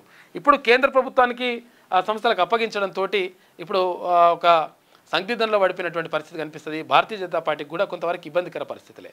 ఒకవేళ వాళ్ళని అరెస్ట్ చేసి తీసుకొచ్చి చేస్తారేమో బీఆర్ఎస్ తోటి, తర్వాత భారతీయ జనతా పార్టీ దోస్తాను కట్టిపోయి, ఎందుకంటే ఏమి ఉండదు, ఇక అవకాశం ఉండదు. ఎందుకంటే అరెస్ట్ చేసి తర్వాత ఎంక్వైరీ చేసి అరెస్ట్ చేసిన తర్వాత వాళ్ళు ఏం కలవరు. ఒకవేళ అరెస్ట్ చేయకుండా లేకపోతే వాళ్ళని వెనకేసుకొచ్చేటువంటి ప్రయత్నం చేస్తే అగో బీఆర్ఎస్ తర్వాత ఈ భారతీయ జనతా పార్టీ ఒకటే అనేటువంటి మాట వస్తుంది. దీంతో ఒక రకంగా ఇరుకున పెట్టేసిండు ముఖ్యమంత్రి రేవంత్ రెడ్డి. వ్యూహాత్మకంగా వేయండి ఒక రకంగా. ఇందులో సిబిఐ చేతికి రిపోర్ట్లు, కాళేశ్వరం ప్రాజెక్టుకు సంబంధించిన అన్ని రిపోర్ట్లను సిబిఐకి రాష్ట్ర ప్రభుత్వం అందజేసినట్లు తెలిసింది. ఇక కాళేశ్వరం అవినీతిపై ఎంక్వైరీ కోసం సిబిఐకి పర్మిషన్ ఇస్తూ ఈ నెల 1న రాష్ట్ర సర్కార్ జీవో ఇచ్చింది. ఆ కాపీ తమకు అందినట్లు సిబిఐ అక్నాలెడ్జ్మెంట్ కూడా ఇచ్చింది. కాళేశ్వరానికి సంబంధించిన విచారణ, ఇతర రిపోర్టులు ఏమున్నాయో అవన్నీ ఇవ్వాలని సిబిఐ కోరగా వాటన్నింటినీ ప్రభుత్వం పంపినట్టు తెలిసింది. వీటి ఆధారంగా త్వరలోనే సిబిఐ కేసు నమోదు చేసి దర్యాప్తు మొదలు పెడుతుందట. చూసుకో, కథ ఇప్పుడు గట్టిగా మొదలవుతుంది అనమాట. ఇక మాట ఇస్తున్న తుమ్మిడిహెట్టి వద్ద ప్రాజెక్టు కడతాం, ఎస్ఎల్బీసీ పూర్తి చేస్తామని చెప్పేసి సీఎం రేవంత్ రెడ్డి అంటుండు. రాహుల్ని ప్రధాని చేయడం మన బాధ్యత. అధికారం ఉన్నప్పుడు చాలామంది వస్తారు, పోగానే మాయమవుతారు. ఈ తరానికి ఒకే వైఎస్ఆర్, ఒకే కేవీపీ. వైఎస్ఆర్ మెమోరియల్ అవార్డుల కార్యక్రమంలో ముఖ్యమంత్రి రేవంత్ రెడ్డి మాట్లాడాడు. ఇక తుమ్మిడిహెట్టి తుమ్మిడిహెట్టి వద్ద నిర్మిద్దామని చెప్పేసి అప్పుడు డాక్టర్ బిఆర్ అంబేద్కర్ ప్రాణహిత చేవెళ్ళ సుజల స్రవంతి ప్రాజెక్టుని ప్రారంభించినప్పుడు ముఖ్యమంత్రిగా ఉన్నప్పుడు రాజశేఖర రెడ్డి. అయితే రాజశేఖర రెడ్డి హయాంలో 38,000 కోట్ల రూపాయలతోటి తుమ్మిడిహెట్టి వద్ద కడదామని చెప్పేసి అనుకున్నారు ప్రాణహిత చేవెళ్ళ ప్రాజెక్ట్ని. అయితే అదే ప్రాజెక్టుని పేరు మార్చి దాన్ని కాళేశ్వరం అని పేరు పెట్టేసి కాళేశ్వరం దగ్గర కట్టేసిండు కాక ఎవరు కేసీఆర్. 38,000 కోట్ల రూపాయల అంచనా వ్యయంతో స్టార్ట్ అయినటువంటి ప్రాణహిత చేవెళ్ళ ప్రాజెక్టుని ఈయన కాళేశ్వరం పేరు పెట్టేసి 138,000 కోట్లకు తెచ్చిండు. అంటే 1,00,000 కోట్లు కొట్టేసే కార్యక్రమం అనమాట. అట్లా జరిగింది. దానిపైన ఇప్పుడు ఎంక్వైరీ నడుస్తూ ఉంది. రాజ్యాంగమే నా ఎజెండా, చంద్రబాబు నన్ను వ్యతిరేకించరు అని చెప్పేసి అవకాశం ఇస్తే కేసీఆర్ను కలిసి మద్దతు కోరుతా. V6 వెలుగు ఇంటర్వ్యూలో ఇండియా కూటమి ఉపరాష్ట్రపతి అభ్యర్థి జస్టిస్ సుదర్శన్ రెడ్డి అంటా ఉన్నారు. ఎందుకంటే అసలు యాక్చువల్గా చంద్రబాబు నన్ను వ్యతిరేకించారని ఎందుకంటున్నంటే గతంలో ఎవరు జస్టిస్ బి సుదర్శన్ రెడ్డి గారు ఏది అక్కడ సుప్రీంకోర్టులో న్యాయమూర్తిగా ఉన్నప్పుడు తెలుగుదేశం పార్టీకి సంబంధించినటువంటి ఏదైతే సైకిల్ గుర్తుంటుందో ఆ సైకిల్ గుర్తు ఎవరికి కేటాయించాలనే దానిపైన కేసు వచ్చింది. కేసు వచ్చినప్పుడు ఆ కేసును అంటే ఆయననే తీర్పిచ్చిండు. అంటే ఈ సైకిల్ గుర్తు అనేటువంటిది చంద్రబాబుకే పోతుంది అని చెప్పేసి చంద్రబాబుకు అనుకూలంగా అప్పుడు తీర్పు రావడం జరిగింది. ఆ తర్వాత అన్నా తెలుగుదేశం పార్టీ పెట్టినటువంటి అప్పుడు ఎవరు లక్ష్మీపార్వతికి అప్పుడు సింహం గుర్తు ఏమో వచ్చింది. తర్వాత ఇక్కడ మళ్ళీ అక్కడ వేరే రాష్ట్రంలో కూడా ఇంకో రాష్ట్రంలో కూడా ఒకటి అదేది సైకిల్ గుర్తే ఉండే. సమాజ్వాదీ పార్టీకి ఒక పార్టీకి సైకిల్ గుర్తే ఉండే. ఈ సైకిల్ గుర్తే ఉంటే ఏ రాష్ట్రానికి ఈ సైకిల్ గుర్తు ఇవ్వాలి, ఏ పార్టీకి ఇవ్వాలి అనేటువంటి అంశం కూడా వచ్చినప్పుడు అది తెలుగుదేశం పార్టీకే వస్తుందని చెప్పేసి అప్పుడు తీర్పు చెప్పడంలో అప్పుడు ఆయన న్యాయమూర్తిగా ఉన్నాడు. ఈ నేపథ్యంలో కొంతవరకు మంచి సంబంధాలు అయితే ఉన్నాయి చంద్రబాబు తోటి ఆయనకు. అటువంటి ఏమైనా ఉంటుందేమో కానీ కాకపోతే అంటే ఎన్డీఏ ప్రభుత్వాన్ని కాదని ఇక్కడ మద్దతు ఇచ్చేటువంటి అవకాశం మాత్రం ఉండదు. ఇక ఎన్డీఎస్ఏ రిపోర్టు ఆధారంగానే సిబిఐ ఎంక్వైరీ హైకోర్టుకు తెలిపిన రాష్ట్ర ప్రభుత్వం. పీసీ ఘోష్ కమిషన్ రిపోర్ట్ ప్రకారం ఇన్వెస్టిగేషన్ ఉండదని హామీ. అందుకు తగ్గట్టుగా కోర్టు మధ్యంతర ఉత్తర్వులు, కౌంటర్లు దాఖలు చేయాలని ప్రభుత్వానికి నోటీసులు. తదుపరి విచారణ వచ్చే నెల 7కు వాయిదా వేస్తున్నాడా. మొత్తం మీద కాళేశ్వరం రిపోర్టుకు సంబంధించి ఇట్లా నడుస్తూ ఉంది. ఇది వెలుగు దినపత్రికలో ఉన్నటువంటి ప్రధాన కథనాలు. అయితే ఒకసారి ఆంధ్రజ్యోతి చూద్దాం. గడువు విధించినా గవర్నర్లు పాటించకపోతే గడువు విధించే అధికారం కోర్టులకు ఉందా? వీలైనంత త్వరగా బిల్లుని ఆమోదించాలి అని మాత్రమే రాజ్యాంగంలో ఉంది. కొన్ని ఘటనల ఆధారంగా గవర్నర్లకు రాష్ట్రపతికి కాలపరిమితి నిర్దేశించలేం, అవసరమైతే కోర్టులున్నాయని చెప్పేసి సుప్రీంకోర్టు అంటుంది. మొత్తం మీద గడువు విధించినా కానీ వాళ్ళు ఏకపోతే ఎట్లా అని చెప్పేసి దానికి ఎట్లా అని చెప్పేసి అంటున్నారు. ఏది బిల్లులు తీసుకుపోయి కింద పెట్టుకొని ఇక్కడ గవర్నర్లు ఇబ్బంది పెడుతున్నారు. ఆ తర్వాత అక్కడ రాష్ట్రపతికి పంపిస్తే రాష్ట్రపతి కూడా వాటిని పరిష్కరిస్తలేరు అనేటువంటి అంటే సంతకం పెడతలేనటువంటి ఆరోపణలు ఉన్నాయి. అయితే ఎట్టి పరిస్థితుల్లో 1 నెలలోపు గవర్నర్ కానీ అక్కడ రాష్ట్రపతి 3 నెలలలోపు కానీ 100% సంతకం చేయాల్సిందే, లేకపోతే అది పాస్ అవుతుంది అనేటువంటి మాటను సుప్రీంకోర్టు చెప్పింది. దానిపైన నడుస్తూ ఉంది చర్చ. ఎయిర్ ఇండియా విమానంలో వృద్ధులకు టికెట్పై రాయితీ ఇస్తున్నట. ఇక్కడ ఉన్నట్టుంది. అంతర్జాతీయ సర్వీసుల్లో 10%, దేశీయ సర్వీసుల్లో 25% కూడా దాకా వాళ్ళకు కన్సెషన్ ఇస్తున్నారంట. తక్కువ ఫీజు తక్కువ టికెట్ తీసుకుంటారట, రాయితీ ఇస్తున్నారట. పుట్టిల్లు పొమ్మంది. బీఆర్ఎస్ నుంచి కవితపై సస్పెన్షన్ వేటు. ఆమె పార్టీ వ్యతిరేక చర్యలకు పాల్పడుతున్నారు. కవిత తీరుతెన్నులు పార్టీకి నష్టం కలిగిస్తున్నాయి. సస్పెన్షన్ ప్రకటనలో వివరించిన బీఆర్ఎస్ కవితను ఉపేక్షిస్తే మరికొందరు గలం విప్పే ప్రమాదం. కేసీఆర్కు చెప్పి ఒప్పించిన కొందరు ముఖ్య నేతలు బహిష్కరణ అనుకుని చివరికి సస్పెన్షన్కే పరిమితం. బహిష్కరిస్తే 6 ఏళ్ళు తిరిగి రాకుండా పార్టీ నిబంధనలు ఉన్నాయంట. అయితే విషయం ఏంటంటే అసలు యాక్చువల్గా ఇప్పుడు సస్పెన్షన్ అనేటువంటిది నిజంగా ఒకవేళ మళ్ళా మరి పార్టీలకు తీసుకోవాలంటే తీసుకోవచ్చు.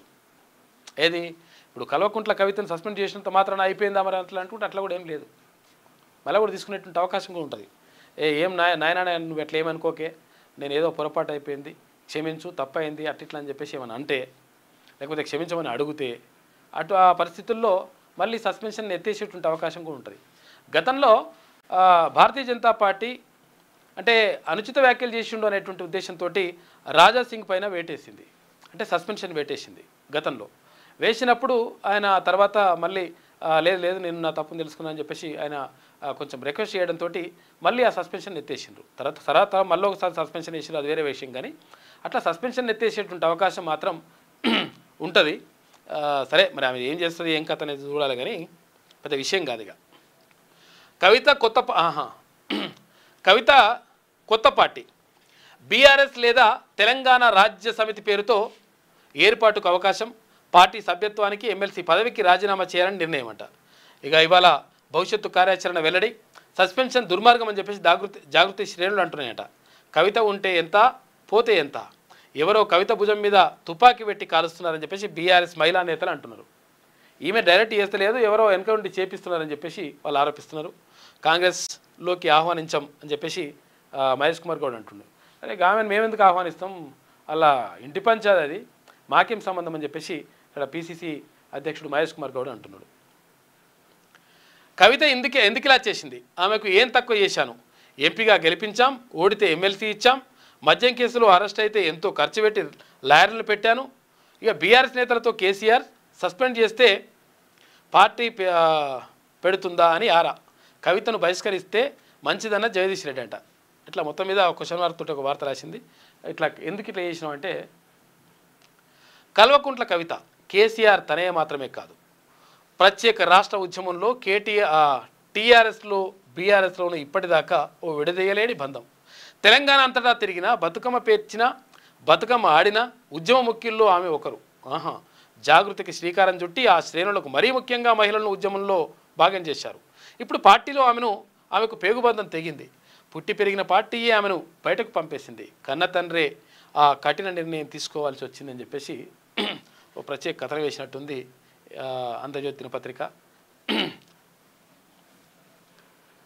ప్రాణహిత కట్టి తీరుతాం, వైఎస్ హయాంలో చేపట్టిన ప్రాజెక్టును పూర్తి చేస్తాం, తుమ్మిడిహెట్టి బ్యారేజీ, తర్వాత ఎస్ఎల్బీసీ టన్నెల్ నిర్మిస్తాం, రైతాంగానికి సాగునీరు, ప్రజలకు తాగునీరు అందిస్తాం, వైఎస్ స్ఫూర్తితోనే సంక్షేమ పథకాలు అమలు చేస్తున్నాం, సమకాలీన రాజకీయాల్లో అధికారం ఉన్నప్పుడే మిత్రులు, అధికారం పోయాక మాయమవుతారు, కేవీపీ అలా కాదు, వైఎస్కు పదవులు లేని సమయంలోనూ తోడుగా ఉన్నారు, కేవీపీలా ఉంటామంటూ నా దగ్గరకు కొందరు వస్తున్నారు, మొదటి వారం రమ్మంటే రెండో వారం అంతా నాదే అంటున్నారు. వైఎస్ స్మారక పురస్కార సభలో సీఎం రేవంత్ రెడ్డి మాట్లాడాడు. కేవీపీ రామచంద్రరావు తర్వాత వైఎస్ రాజశేఖర రెడ్డి మంచి బాగా క్లోజ్ ఉండేటోళ్ళు, బాగా నిజంగా కూడా. కాళేశ్వరంపై విచారణ జరపండి, సిబిఐకి సమ్మతి, సర్కారు జీవో ఇచ్చేసింది. కేంద్రం నోటిఫికేషన్ ఇచ్చాకే రంగంలోకి దిగనున్న సిబిఐ కేసీఆర్ హరీష్లపై వచ్చే నెల 7 వరకు చర్యలొద్దు, ప్రభుత్వానికి హైకోర్టు ఆదేశాలు ఇచ్చింది. సిబిఐ దర్యాప్తు జీవోపై జోక్యానికి నిరాకరణ, కేసీఆర్ను బదనాం చేసే కుట్ర, బీఆర్ఎస్ శ్రేణులు ఆందోళన ఎత్తుతున్నాయి. బీసీ రిజర్వేషన్లకు ఇవాళనో రేపు ప్రత్యేక జీవో ఇస్తారట. ప్రత్యేక జీవో ఉంటుందా అంటే పోతుంది, ఎవరో కోర్టుకు పోతారు, దానిపైన అవుతుంది.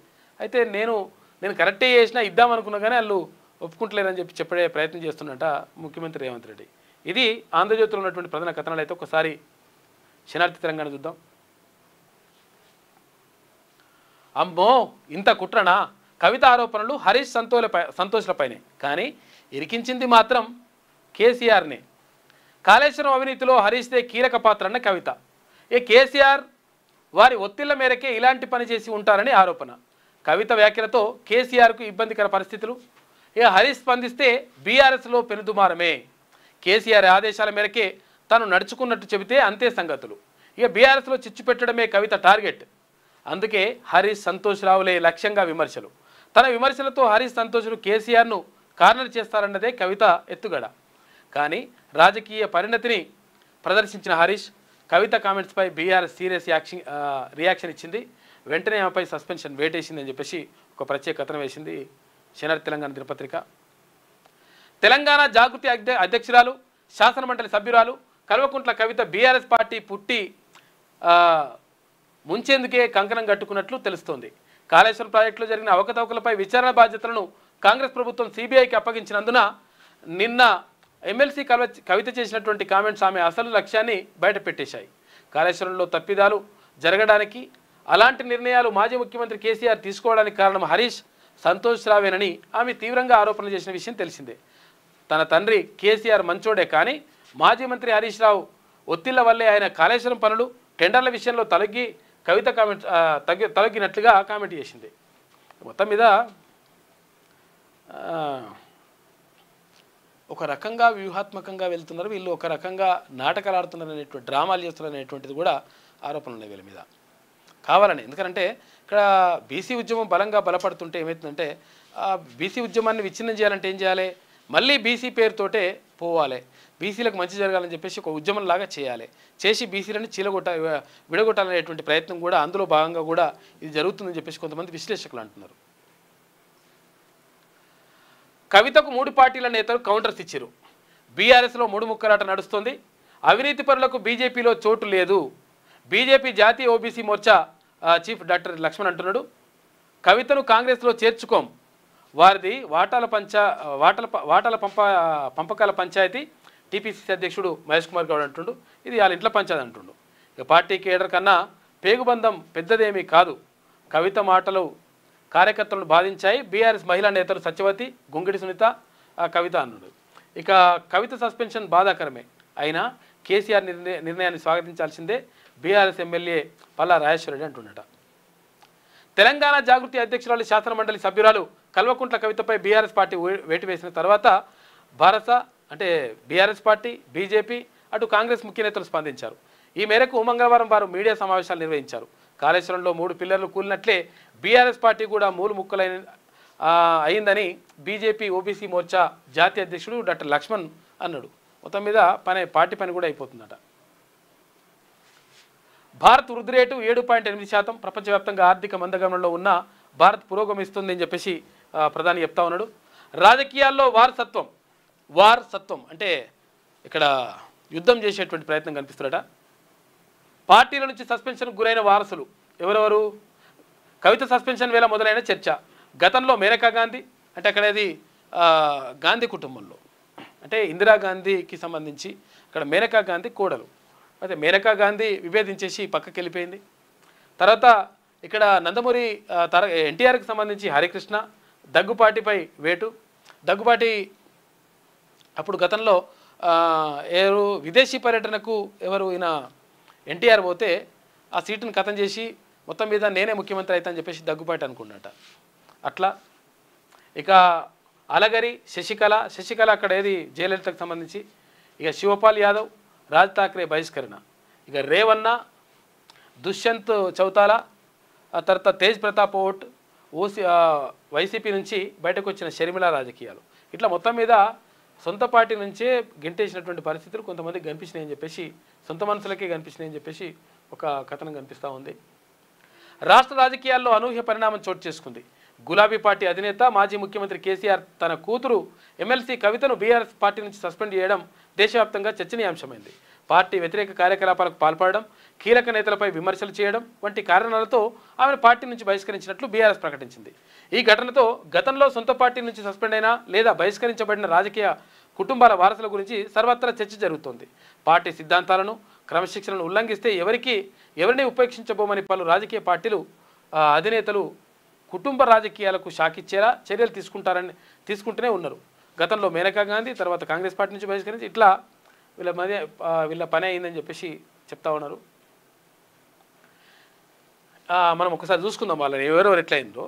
గతంలో జరిగిన పరిణామాలను ఒకసారి పరిశీలిస్తే దివంగత ప్రధాని ఇందిరాగాంధీ కోడలు మేనకా గాంధీని కాంగ్రెస్ పార్టీ నుంచి బహిష్కరించడం ఇందుకు ఒక ఉదాహరణ. ప్రస్తుతం ఆమె కాంగ్రెస్కు బద్ధ శత్రువైన బీజేపీలో కొనసాగుతుంది మేనకా గాంధీ.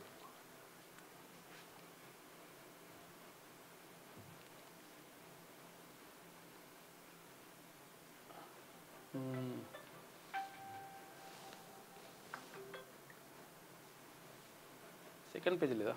ఇగో తెలుగు రాష్ట్రాల్లో టీడీపీ వ్యవస్థాపకుడు ఎన్టీఆర్ కుమారుడు నందమూరి హరికృష్ణ, అల్లుడు దగ్గుపాటి వెంకటేశ్వరరావు కూడా పార్టీ లైన్ క్రాస్ చేశారన్న కారణాలతో పార్టీ నుంచి సస్పెండ్ అయ్యారు.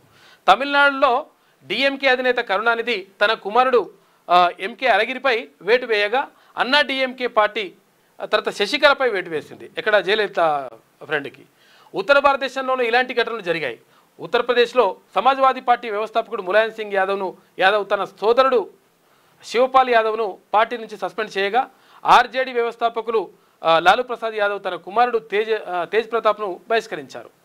అయితే కర్ణాటకలో మాజీ ప్రధాని దేవగౌడ తన మనవడు మాజీ ఎంపీ రేవణ్ను సెక్స్ కుంభకోణంలో దోషిగా తేలడంతో జేడీఎస్ నుంచి బహిష్కరించారు. ఇక హర్యానాలో ఐఎన్ఎల్డి వ్యవస్థాపకుడు ఓంప్రకాష్ చౌతాలా తన మనవడు దుష్యంత్ చౌతాలను పార్టీ వ్యతిరేక కార్యకలాపాల కారణంగా సస్పెండ్ చేశారు. మహారాష్ట్రలో శివసేన నుంచి రాజ్ ఠాక్రేను బయటకు పంపించడంతో ఆయన కొత్త పార్టీ స్థాపించారు. కొన్నిసార్లు కుటుంబ కలహాలు సస్పెన్షన్లకు దారి తీయకుండా నేతలే సొంతంగా పార్టీల నుంచి బయటకు వచ్చి కొత్త రాజకీయ వర్గాలను ఎంచుకుంటున్న సంఘటనలు కూడా ఉన్నాయి. ఆంధ్రప్రదేశ్లో వైఎస్ జగన్ సోదరి షర్మిల వైసీపీతో విభేదించి పార్టీకి రాజీనామా చేసి వైఎస్ఆర్టీపీ పేరుతో కొత్త పార్టీని స్థాపించారు. ఆ తర్వాత వైఎస్ఆర్టీపీని కాంగ్రెస్లో విలీనం చేసి ప్రస్తుతం ఆంధ్రప్రదేశ్ కాంగ్రెస్ అధ్యక్షురాలిగా వ్యవహరిస్తున్నారు. మహారాష్ట్రలో శరద్ పవార్ మేనల్లుడు అజిత్ పవార్ ఏకంగా ఎన్సీపీని రెండుగా చీల్చి బీజేపీ కూటమిలో చేర్చారు. ఈ ఘటనలన్నీ కుటుంబ బంధాల కంటే రాజకీయ ప్రాధాన్యతలకే కుటుంబాలు పరిగణలోకి తీసుకుంటున్నట్లుగా అర్థమవుతుందని చెప్పేసి ఒక ప్రత్యేక కథనం వేసింది శనివారం తెలంగాణ దినపత్రిక. అంటే పార్టీలు ఎప్పుడైనా ఇట్లా ఏం చూస్తాయంటే పార్టీకి సంబంధించినటువంటి అంశాలు ఎక్కువ పరిగణలోకి తీసుకుంటారు. లేకపోతే ఒక్కరి గురించి చూసుకుంటే మొత్తం పార్టీ మునిగిపోతుంది. వరద సాయం 200 కోట్ల రూపాయలు మంజూరు. తీవ్ర నష్టం వాటిల్లిన 7 జిల్లాలకు 10 కోట్ల రూపాయల చొప్పున, సాధారణ నష్టం వాటిల్లిన 26 జిల్లాలకు 5 కోట్ల రూపాయల చొప్పున సిఎస్ రామకృష్ణారావు అధికారిక ఉత్తర్వులు జారీ చేసినట. వరద సాయం కింద పైసలు పంపిస్తున్నట 200 కోట్లు. గుడ్ న్యూస్, రాష్ట్రానికి 27,000 మెట్రిక్ టన్నుల యూరియా, ఇప్పటికే 9,000 మెట్రిక్ టన్నుల యూరియా వచ్చింది. యూరియా సరఫరాలో ఎలాంటి ఇబ్బందులు రానివద్దు. వర్షాలకు పంట నష్టంపై 5 రోజుల్లో నివేదిక ఇవ్వండి అధికారులకు మంత్రి తుమ్మల నాగేశ్వరరావు ఆదేశాలు జారీ చేసినట. బీఆర్ఎస్ బీజేపీ రెండూ తోడు దొంగలే. యూరియా విషయంలో ఈ రెండు పార్టీలు కాంగ్రెస్పై తప్పుడు ప్రచారం చేస్తున్నాయి. రాష్ట్ర మంత్రి గడ్డం వివేక్ వెంకటస్వామి అంటున్నాడు. తెలంగాణ యువత తిరిగి మావోయిజం వైపు, మళ్ళీ అడవుల బాట పట్టించేలా రేవంత్ ప్రసంగాలు. మావో సిద్ధాంతాన్ని అంతం చేయలేమనడం పోలీసుల త్యాగాలను అవమానించడమే. వచ్చే ఏడాది నాటికి పూర్తిగా అంతం చేస్తాం. కేంద్ర మంత్రి బండి సంజయ్, మనుషులను చంపితే నక్సలిజం పోదు. బండి సంజయ్కి మల్లు రవి కౌంటర్ ఇచ్చిండు. ఇట్లా దీంతో మళ్ళీ పెరుగుతుందని చెప్పేసి ఒక వార్త కనిపిస్తూ ఉంది. సిబిఐ విచారణకు లైన్ క్లియర్. కాళేశ్వరం అవకతవకలపై విచారణకు సహకరిస్తాం. జీవో విడుదల చేసిన రాష్ట్ర ప్రభుత్వం. మరోవైపు హైకోర్టులో కేసీఆర్, హరీష్ రావుకు స్వల్ప ఊరట లభించింది. తదుపరి విచారణ దాకా తొందరపాటు చర్యలేం తీసుకోవద్దని చెప్పేసి అన్నదంట. దసరా సెలవుల అనంతరం తదుపరి విచారణ ఉంటుందంట. అప్పటి వరకు వాళ్ళని ఏమనొద్దని చెప్పేసి కోర్టు చెప్పింది. ఉద్యమ పార్టీ రాష్ట్రంలో ఉనికి కోల్పోతుందా? ఏది బీఆర్ఎస్ పార్టీ, గతంలో టీఆర్ఎస్ పార్టీ. ఉద్యమ పార్టీ రాష్ట్రంలో ఉనికి కోల్పోతుందా అంటే మరి అటువంటి పరిస్థితిలో ఉన్నాయి ఇప్పుడుగా. నేటి మాట చూసుకుంటే బీసీ ప్రజలకు శుభగడియలే కనిపిస్తున్నాయి. తుది మెరుగులు అద్దుకుంటున్న బీసీల రాజకీయ పార్టీకి కాలం స్వాగతం పలుకుతుంది. బీఆర్ఎస్ పార్టీలో కుటుంబ కలహాలు, ఆధిపత్య ఛాయలు గుప్పమంటున్నాయి. తెలంగాణ రాష్ట్ర సాధన కోసం అవతరించిన ఉద్యమ పార్టీలో నిలీడలు అలుముకున్నాయి. ఒకప్పుడు ఎదురేలేదని విర్రవీగిన గులాబీ పార్టీ కుటుంబ పార్టీగా ముద్ర వేసుకొని అవినీతి పార్టీగా ఎదిగి రాష్ట్రాన్ని 10 ఏళ్లు పాలించి ఇప్పుడు అవినీతి కూపంలో ఈత కొడుతోంది. 6 గ్యారంటీలతో అధికారం అందుకున్న హస్తం పార్టీ రేఖలు కూడా దురదృష్టాన్నే చూపిస్తున్నాయి. కాంగ్రెస్ పార్టీ కనుమరుగయ్యే రోజులు దగ్గరలోనే ఉన్నట్లు ఆ పార్టీ నాయకులు ప్రవర్తనే అందుకు అద్దం పడుతుంది. బీజేపీ పార్టీలో వర్గ విభేదాలు, కులమత కలహాలు ఒకరు ముందుకు వెళ్తుంటే నలుగురు వెనుకకు లాగే పరిస్థితులు కనిపిస్తున్నాయి. బీసీల ఉద్యమం ఉవ్వెత్తున ఎగిసిపడుతున్న తరుణంలో బీసీల రాజకీయ పార్టీని ప్రజలు ఆదరించి హక్కును చేర్చుకునే అవకాశాలే మెండుగా ఉన్నాయి.